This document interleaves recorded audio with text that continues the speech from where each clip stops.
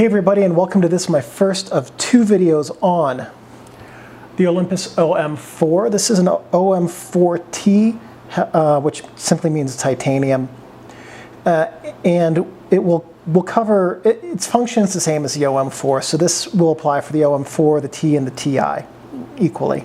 The OM-4 is an interchangeable lens, 35mm SLR. Interchangeable lens simply means the lens can be taken off and put back on at any time when you have film loaded in the camera.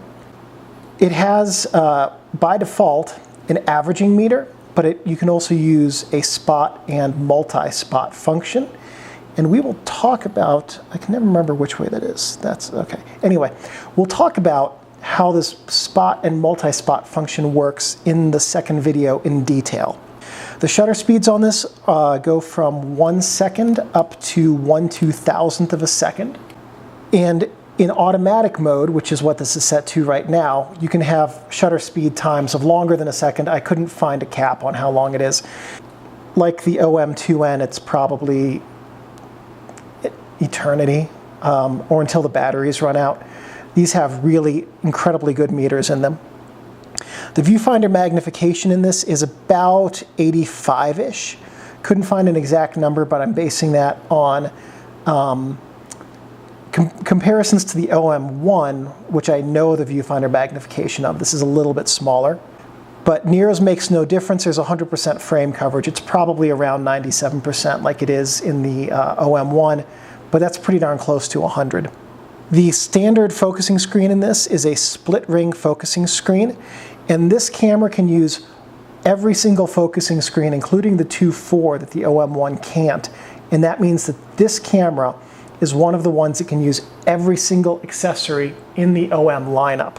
The flash sync on this is 1/60th of a second, either setting it on the dial this way or at the manual shutter speed of 1/60th, which that is not. I have to hit the release down here. There we go. Either the manual shutter speed there or the electronic 1/60th will work for the flash sync speed. If you have an Olympus f280 flash, it will also allow high-speed sync automatically. I've never used one of those, so I can't tell you exactly how, but the manual for this does go into detail about how to use the the f280 high-speed sync, they call it something else, function. The OM-4 was a professional grade camera. It's weather sealed, it has high-end features like a built-in diopter adjuster, and it's compatible with the entire OM single-digit system. And I mean, the spot meter function on this is fantastic, and if you know how to use it well, which you will after the second video, it's a really, really powerful tool. This was made by Olympus in Japan. It was sold from 83 to 87. It was probably went into production about 1982. The T and the TI were made from 87 until 2002. The T was an American version that was only made for as a year or two, something like that. But it's the exact same thing as the TI, only slightly different branding. This was preceded by the OM-2, and it was concurrent with the OM-1N, 2N, 2-spot program, the 3, the 3T, and all of the non-single-digit OM bodies, like the 10, the G, the PC, and all of those. So this had a pretty good production run of 15 years. No, 20 years. This was in production for 20 years, which is a very, very long time for any camera. Then it was followed by nothing. This was the end of the Olympus professional SLR line. The camera market moved away from them, and Olympus never had an autofocus offering to keep up with. So they went from this into Micro Four Thirds and have kept the general design aesthetic and size aesthetic in that new system. So as we do, let's go over the camera's features. We'll start on the top, sort of. Here are the strap lugs. This is always the first thing. This is where you connect a camera strap if you want to use one. And one thing about the T-bodies that have the titanium housing is that if you use a strap lug, you get this very nice, very pretty, very, very shiny silver color as you wear away the finish on the camera. Over here we have the film rewind knob and lever assembly. This is your exposure compensation dial right here. It is also your ISO adjustment dial, and we'll see how to use this in the second video. Battery check, auto, manual mode, diopter adjuster. We'll talk about how to use this in the second video effectively because the instructions in the manual are really not good. Flash hot shoe, shadow and highlight compensation buttons, spot meter button, memory button indicates when you've added or have something in memory. This is your memory and your clear button switch here on top of your shutter button. Film advance, film rewind button, frame count window. Most everything you need is on the top of the camera right here. On the front of the camera, we've got the self-timer assembly. To use the self-timer, you simply lift it and push it over to the side. Mirror will lock up, this will count down, and then it will take a picture in a moment or two.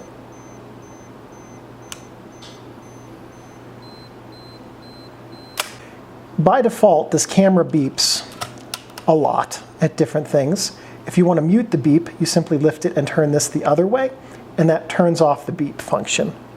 Oh, right here, also, I forgot this, there's a little screw hole. This is a grip receptacle, so if you have the grip, it screws in right there.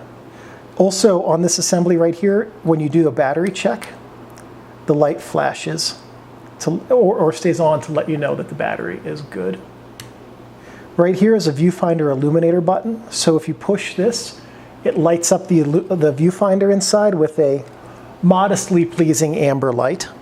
This is the lens mount right here. This is the lens index, so that when you mount your lenses, we'll see this in video 2, you simply line up red dot to red dot. Shutter speed adjustment dial. This here is a sync port for your flash PC cable. This little button right here is what you have to push to get into your manual shutter speeds of 1/60th and bulb. And you can get out of it without pushing it, but you cannot get into those without pushing that button down. Here is a connector for a proprietary Olympus flash I honestly know nothing about whatsoever. On the back of the camera, we have the viewfinder and the film memo holder. The film memo holder on this is weird because you have to push the tab of your 35mm film box up from the bottom. It's nice because you don't have to remember to do it when your door is open, and you're not going to accidentally tweak something in your door shoving it in. You can do it when the door is closed, but it's just a little weird to be putting it in from the bottom.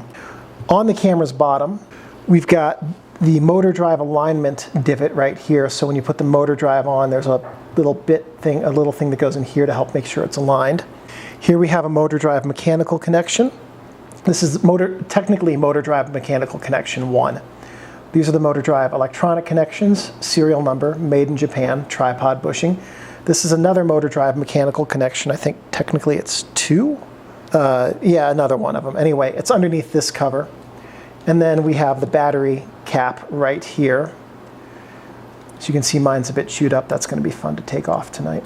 Then when we go inside the camera, here we have the film cassette receptacle, and we'll see in video 2 how to use this, and this is basically just where the film goes.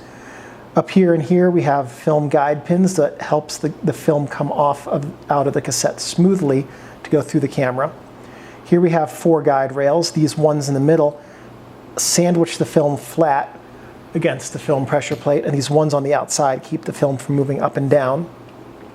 Film tension sprocket. This only advances with the direction of the film unless you're rewinding the film, and then it will move freely. A data contact for the data back. Film take-up spool. This is the film back release pin right here. So you push it down towards the base of the camera, and you can take the film back off. Nothing here. Many cameras have little assemblies here to tension the film against that, but these cameras don't need it. Film pressure plate and the film cassette alignment spring. And as you can see, the film pressure plate here lines up against the shutter opening with the film guide rails to keep the film flat as it moves through the camera. So some notes about the OM-4 and some things to help you make the most out of your use of these cameras. Olympus OM-4 bodies experience battery drain. even when they're left unused. You can switch into manual, has no effect, it's still going to drain the battery. Now, I'm not sure if this is a static drain or what's causing it, but suffice to say, if you let this sit for a few weeks, you're going to come back to batteries that are dead. So anytime you're not using this, it's a good idea to take your batteries out. I have read, and I cannot verify this, that if you put the shutter dial into one of the manual modes, one of shutter speeds, which are the red ones, that it will not drain the battery. But take that with a grain of salt, because I've read that on the internet, and I have not been able to prove that with this camera myself. I will also add that I am slightly skeptical that claim is accurate. The multi-spot metering mode on this camera is, insofar as I know, unique to the high-end OM bodies. I think it's this one and the 3 only. I don't know of any other camera that has a function quite like this, at least not in the film. I actually don't know of any of them in the digital world that do either. Suffice to say, using this is fantastic, and it will give you very nice results, and especially in auto mode, this gives very good exposures if you use it well, even and especially actually with slide film. The spot metering for this camera is always auto exposure locked. So if you take a spot meter reading and then you realize, oh shoot, I didn't want to be an f8, I wanted to be an f2, your camera will adjust the shutter speed automatically within the bounds of its capability when you adjust your aperture.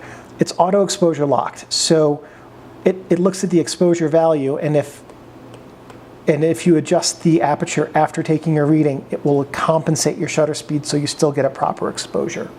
Another thing is that your spot meter reading here can be retained in the camera's memory for up to an hour by adding it to the memory, which is this direction here.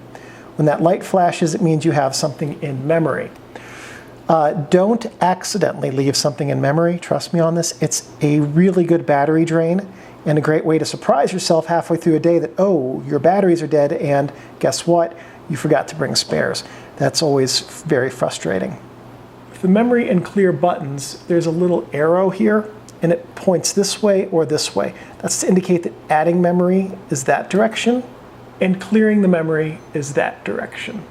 So some things not to do: don't touch the shutter, don't touch the mirror, because putting your finger in the shutter is a good way to jam it and ruin it. Don't leave your camera in your car. The heat can cause the oils to get very thin and get to places they're not supposed to be, and then when they get back to their proper consistency, they're going to screw with the systems and mess up the way your camera functions. Also, in the cold, the oils will break down and get gummy, and then they won't lubricate properly. If you'd like to see what that looks like, this is what this lens does after I have cleaned the aperture blades extensively for many hours. It will never be exactly the same again because of how complex these are to take apart. But, you know, as long as it stops down, that's fine. So it's frustrating when that happens. Anyway, don't let your camera get wet. The body is weather sealed, but the lenses aren't. So if water gets in through the lens mount, that can still wreak havoc on your camera. So if it's anything more than a misting or a very light drizzle, you want to cover your camera and keep it protected. Don't store your camera in a plastic bag or box without a desiccant pack, because fungus can grow, and that can ruin your lenses and get into your camera and make it at best smell terrible. I use rechargeable desiccant packs when I store my gear, and those are great as long as you recharge them when they need to be recharged. And just remember, your camera is a precision tool, and as long as you take care of your OM-4, your OM-4 will take care of you. If this video was helpful, please give me a thumbs up. That lets me know I'm on the right track and that I'm creating content which is helpful and informative and useful to you. If you have questions, please post them below. I'm pretty good about responding fairly quickly. If you have comments or suggestions, same thing. If you're an amateur photographer who uses an OM-4, feel free to post a link to some of your photos taken with it in the comments. And one last thing, thank you all very much for watching, and we'll see you in video 2.